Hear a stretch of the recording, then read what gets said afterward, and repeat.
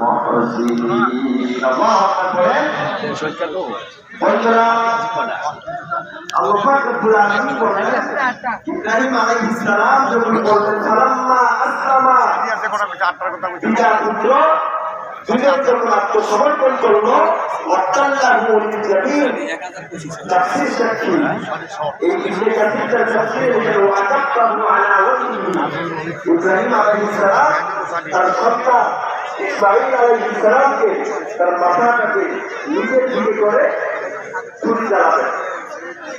প্রথমবার যখন ছুরি চালালেন করোনা হলো না, দ্বিতীয়বার যখন ছুরি চালালেন তাতেও কোনো কিছু হলো না, তৃতীয়বার যখন ছুরি চালালেন তাতেও কিছু হলো না।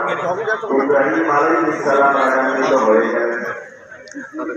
বন্ধুরা আমার তাফসীর সাক্ষী ফাআলকা আলাল হাজার ওয়া শাক্কাল হাজার ইব্রাহিম আলাইহিস সালাম আনন্দিত হয়ে করলেন।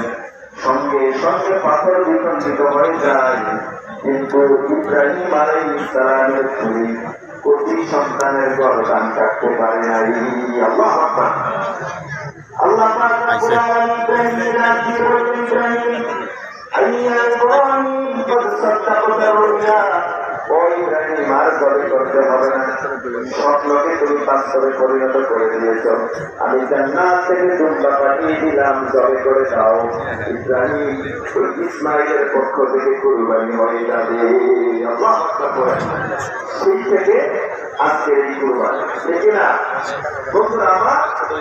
কিন্তু আফসোসের বিষয় হচ্ছে, পরিতাপের বিষয় হচ্ছে, আমরা ওই ইব্রাহিম আলাইহিস সালামের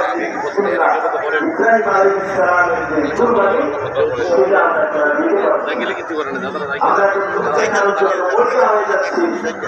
আমরা আমার পাশে